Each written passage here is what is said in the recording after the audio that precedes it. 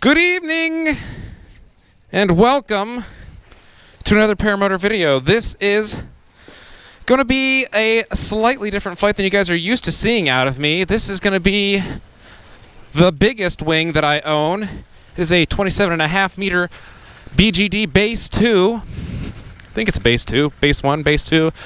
It's base something, some kind of base. Slapping the base. That's really stupid. Just figured I'd say it though. Why not? We're all having a good time here. Alright, so Bartholomew B. Berry is taking up his Universal 31 meter. And I've almost got him matched with mine. Now the power to weight, size, whatever ratio, weight to size ratio, I am much larger on this thing. I think I've calculated up, and based on Bart's weight, he would have to fly a 38 meter wing, which is basically a tandem wing, to be the equivalent of what this is for me. And you might be asking yourself, well, why on earth would I want something like this? And there's a very good reason for it. Ooh, hot air balloon. Bart, hot air balloon. Might have to go see him and float around him. Always a joyous time. But on this wing, I am not going to be doing any kind of crazy maneuvers. I might throw down some wing overs. What? It's big. But, yeah. That is... There we go. So I bought this for the specific reason of possibly doing some midday thermaling. And... Check that. Will you look at it? Your reserve? Yeah. Aces, bud. So midday thermaling slash, I really like to go up at the end of a flight and just float down. Sometimes I find it to be just the most joyous thing on earth to go up real high and just cut my engine and just have a nice, long, slow float down. And the thing is, the bigger the wing, the slower you come down. So that is the reasoning for this big, glorious, beautiful wing. And I got it off of a buddy for a good price. And I absolutely adore it. I wasn't sure about the purchase at first, but it absolutely serves the purpose that I purchased it for. The next size down I have is my Octane 2, which is a 25 meter. However, I don't really use it for floating. That's more of a floppy wing acro kind of stuff. Floppy acro practice, which I haven't done much of lately because I want to do another SIV course just to be safe before I bring it back to the paramotor, because the paramotor it adds a large array of different elements that you have to take into consideration. So you don't really want to just be novice about it. I mean, you guys saw my full stall video right here if you haven't seen it. Yeah, on my motor, and it can get dicey and spicy and a little not so nicey. Alright, we're going to see if we can get a freaking good ripping going on here. Cut to takeoff. Launch. Okay, so it is a base, not a base 2. And it's lovely. It is funny going from wing to wing when you have super spicy wings and really big, happy, floaty wings like this one. Just massively different characteristics-wise. So with this one, you really have to just get a heck of a running start because it does not want to come overhead easily in comparison. I'm sure there are wings that are worse.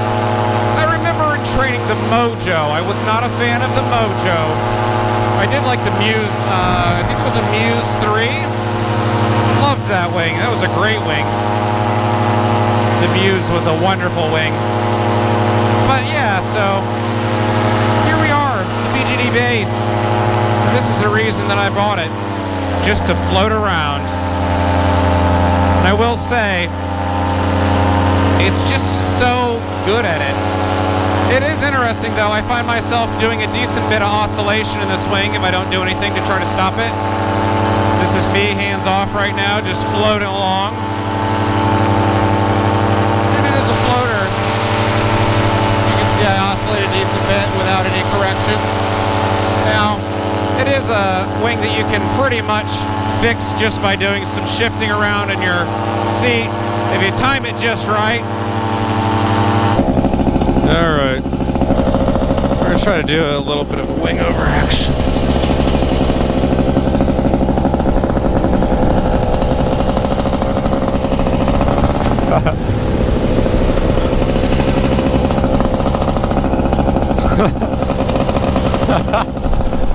Yeah, that's what I'm talking about. I didn't even come close to having the right amount of weight on it. I don't have enough elevation to do that silliness, so what we're gonna do,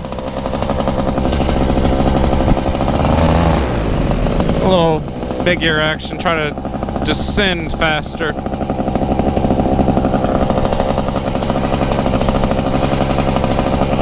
we go.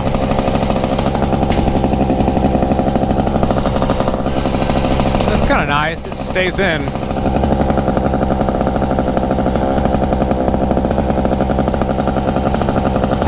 Okay, so here we go. Let's try this out. All right, so really freaking dig in. Lots of outside brake. Lots of outside brake.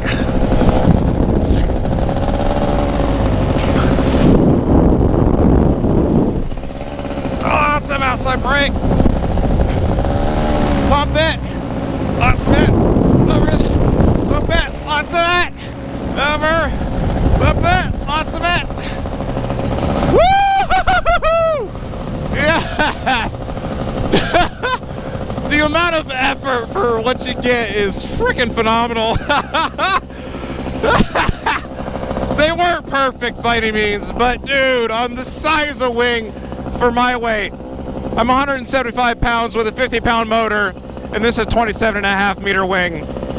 I'm very lightly loaded on this thing, and it makes it tricky. And as much as I wish I could get more weight shift out of this harness, I don't know if I could do much more. I mean, I'm really throwing my body across. You can see that. But, I mean, I'm sure they can be perfected. They can be better than they are. But I do enjoy that. It's just such a different thing. There's so much brake pull involved. It's just worlds apart from what I'm used to. Normally, it's just like one pull, and I can pull a barrel roll right afterwards. This is just a different animal. This is like a peaceful, tranquil, fluffy elephant. I don't know. Versus this friggin' the Pit Viper, as it's called. It's just a funny thing. Just worlds apart. It's just an interesting experience. And I still just have loads of elevation. Now, I would never, ever buy one of these wings for the specific reason of doing very exhausting wing overs that are half-ass. But, hey, there's a nice pilot there.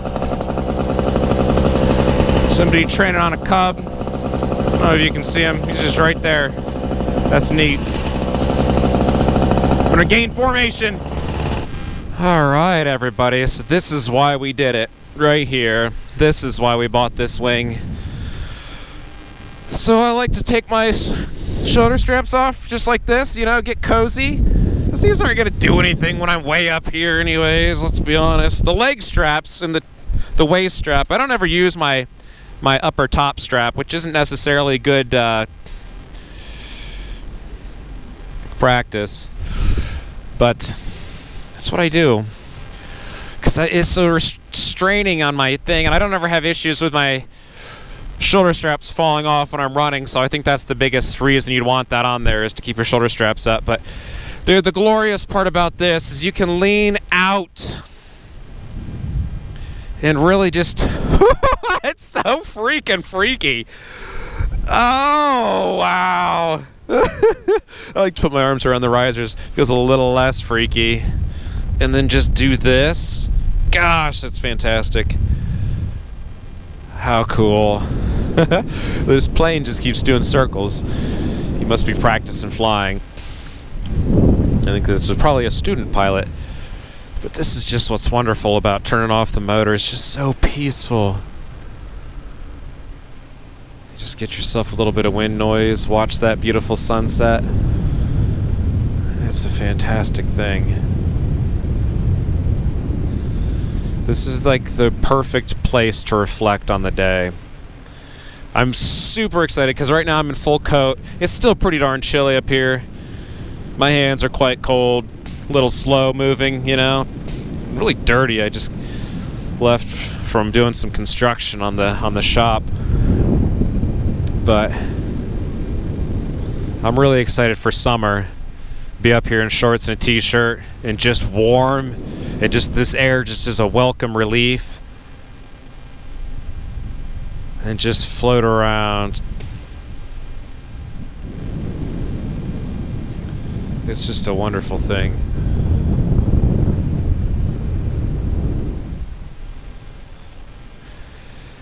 Yeah. So I'm getting close to being finished on the pizza shop. I'm guessing we got about another month and a half left, thereabout, something along those lines. I don't know. Time moves faster than you think. Still quite a bit of stuff to do, but that'll put us at midsummer, right at the peak of flying season.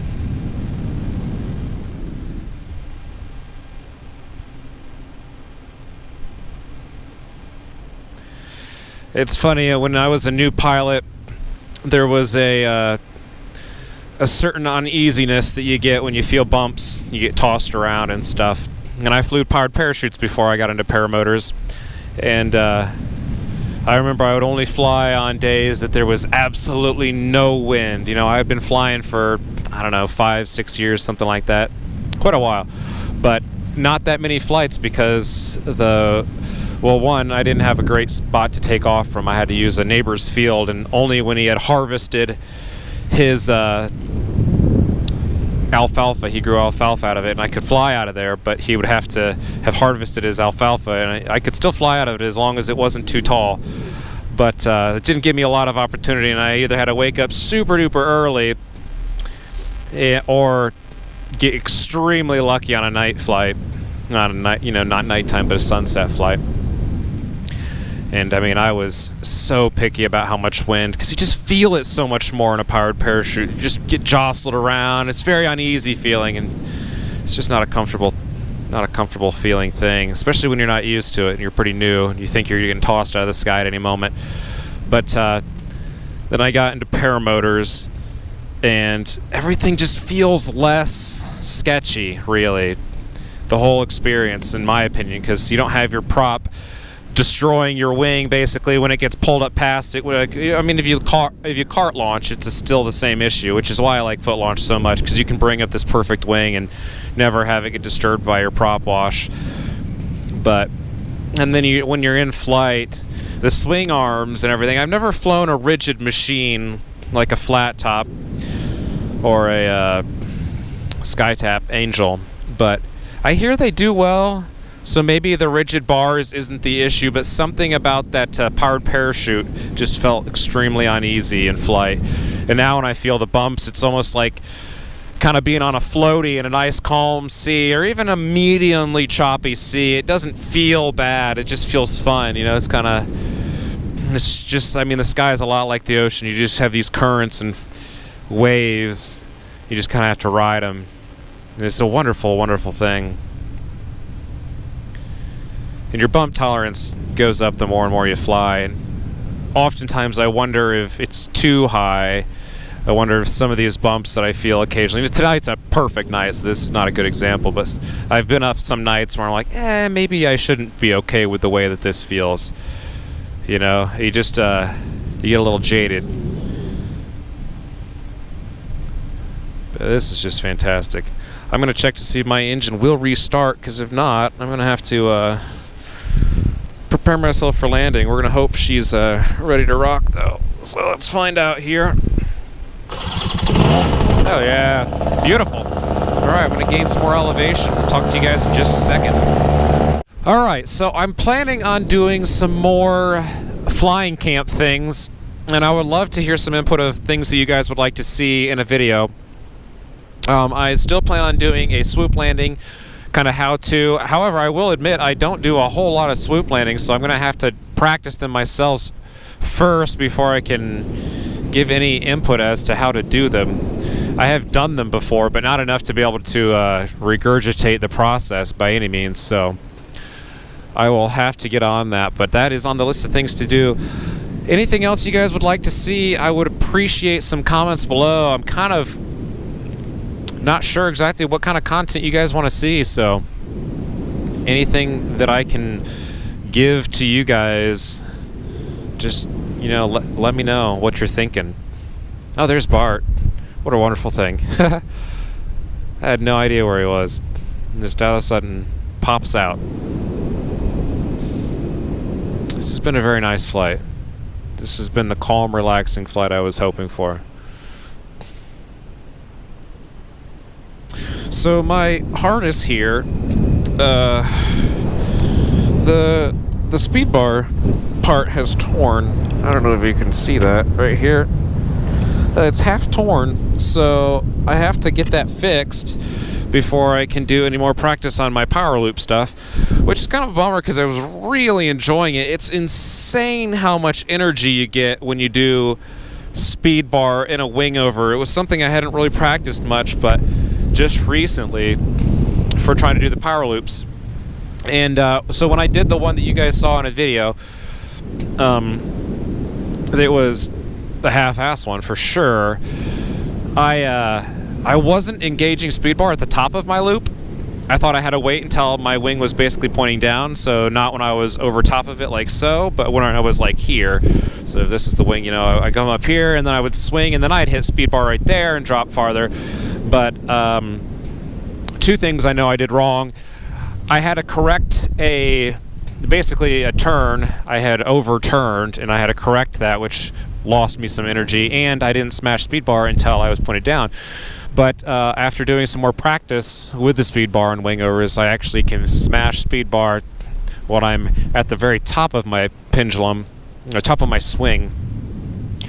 And it is absolutely bonkers how much energy you get. It's completely insane, really. It's a mad adrenaline rush, I will say. So that's gonna be something I'm going to do in the future.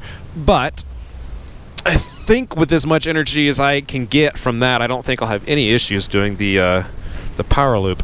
But I have to do some more practice, try to get them at 12 or 11 o'clock, and then work my way up to 12 o'clock. But that's something I'm hoping to do over the summer once it warms up a bit. It's not so cold, so my functions are a bit better, and I'm not bogged down with all this bulk. And obviously I got to get the harness fixed because I don't want to be smashing speed bar and have that one side pop loose.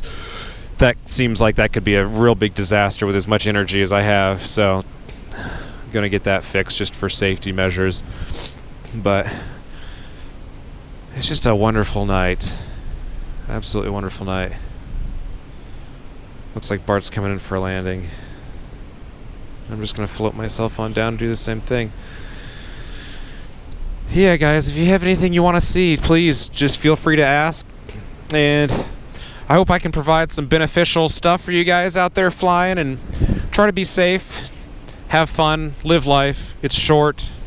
If you haven't started flying yet and you really want to start flying, if you have any questions or any comments about gear or anything like that, I will give you the best information that I have available for myself. Yeah, highly recommend instruction, because there is a lot to the sport. Nothing that can't be cured with lots of practice and lots of diligent research, but it's an absolutely wonderful, wonderful experience. So, highly recommend doing it. Remember, you only live one time. You don't want to die with a bunch of regrets, and I would highly regret it if I never learned to fly. When I was flying my powered parachute, I did oftentimes wonder if it was worth it, if it was going to be that much better. And I honestly never knew how much better it was going to be. Like, it's far beyond exceeded expectations. So if it's something you're considering, I I definitely say go for it, for sure. I'm just going to bring this puppy on in for a nice little landing. I'll see you guys in the next video. Thanks for watching.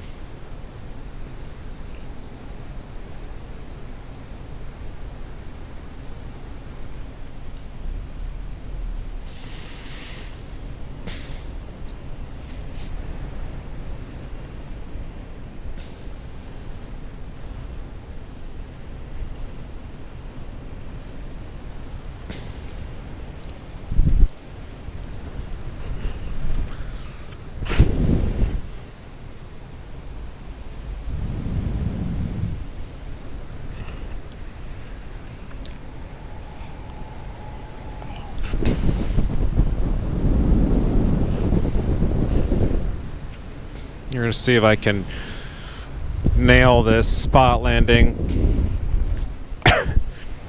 Hoping to get kind of close up to the cars there so I don't have as far to walk. But it's obviously safer if I land towards the middle, and it's so tricky to judge how much glide I've got on this thing because I just don't ever fly it. I've got a lot of glide. So we're going to do attack this way. We're going to try to come back the other way.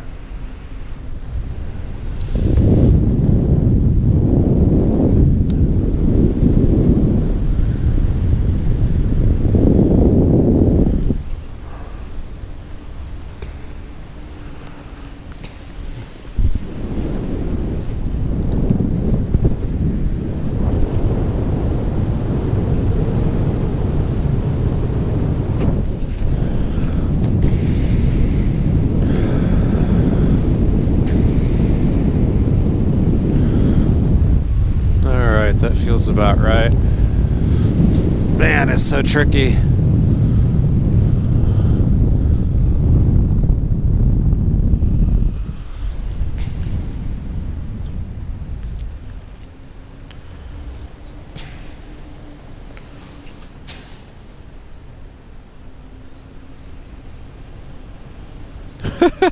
I'm just so floaty. Alright, I think that'll do it. By the time I bleed off some height in my turns here.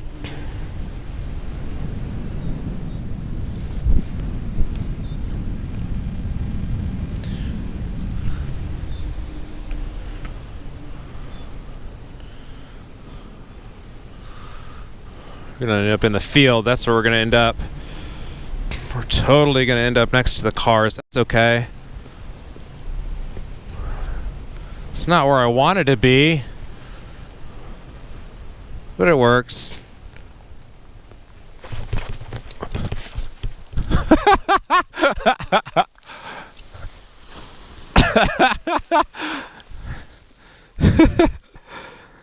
Well, it's close to the garage.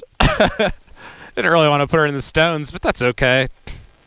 I'll be gentle. I'll pick her out of there just nice like.